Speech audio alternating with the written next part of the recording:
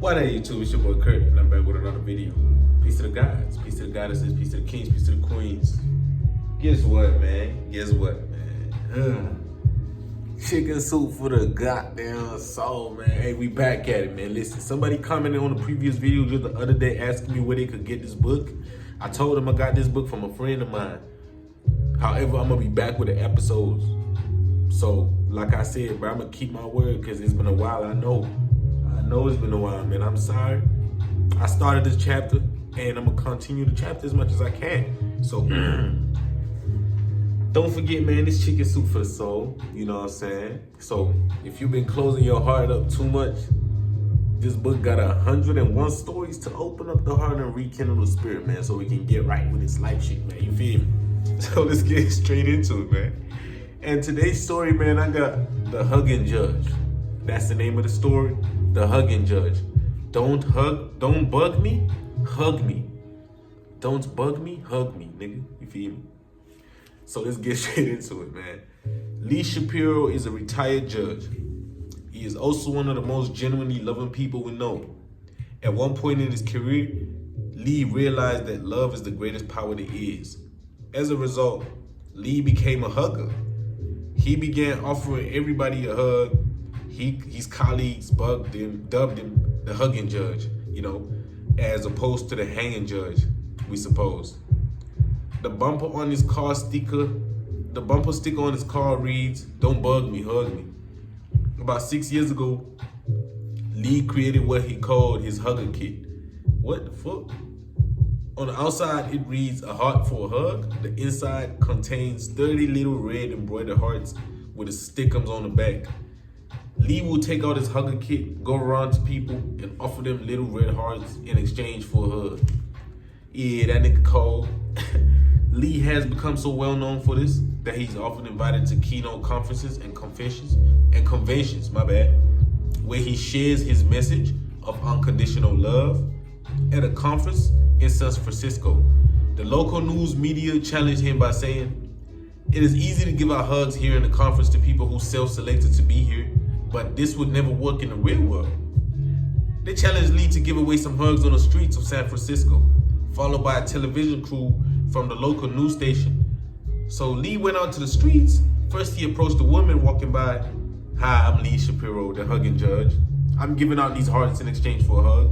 "Sure," she replied. "Too easy," challenged the local commentator. Lee looked around. He saw Amita Maid, who was being given a hard time by the owner of a BMW, to whom she was giving a ticket. You know what I'm saying? She was giving tickets out. Lee seen the lady, and the owner of the BMW was giving this lady her time. So then he marched up to her, camera crew in tow, and said, "You look like you could use a hug. I'm the Hugging Judge, and I'm offering one." She accepted. The television commentator threw down one final challenge. "Look, here comes a bus," he said. San Francisco bus drivers are the toughest, crabbiest, meanest people in the whole town. So let's see you get him to hug you. Lee took the challenge on. As the bus pulled up to the curb, Lee said, "Hi, I'm Lee Shapiro, the Hugging Judge. This has to be one of the most stressful jobs in the whole world. I'm offering hugs to people today to lighten the load a little. Would you like one?" The 6'2", 230-pound bus driver got out of his seat, stepped down and said, "Shit, why not?" That nigga was big as hell, you feel me? Like, nigga said 6'2", 230 pounds. God damn, that was a Tonka bus driver, you feel me? You know how them niggas built? So he stood up out his seat and he said, "Why not?" Lee hugged him and gave him a heart and waved goodbye as the bus pulled out. The TV crew was speechless, man. They ain't know what to say. Finally, the commentator said, "I have to admit, I'm very impressed." One day, Lee's friends, Nancy Johnston, showed up in his doorstep. Nancy is a professional clown, and she was wearing her clown costume, makeup and all. Lee grabbed a bunch of your hugger kits. Hold on, my bad. She was wearing makeup and all. She had the clown fit on. And she said, "Lee, grab a bunch of your hugger kits and let's go out to the home for the disabled." When they arrived at the house, they started giving out balloon hats, hearts, and hugs to the patients. Lee was uncomfortable. He had never before hugged people who were terminally ill, like they're disabled and shit. So he felt some type of way and shit. You feel me? Severely ill, severely retarded, or quadriplegic. God damn, quadriplegic and shit. I need to look what that means. Quadriplegic. God damn, it was definitely a stretch, they say. But after a while, it became easier. With Nancy and Lee acquiring an entourage of doctors, nurses, and orderlies who followed them from ward to ward. After several hours, they entered the last ward. These were 34 of the worst cases Lee had seen in his life. The feeling was so grim, it took his heart away.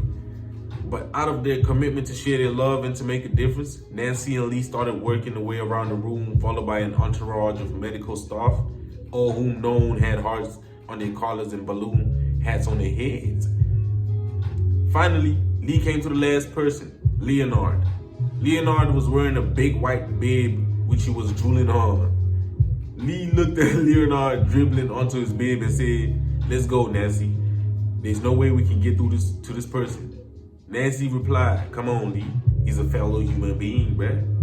I think that nigga had a bib on and that nigga was you feel me? You feel me? Looking retarded and shit.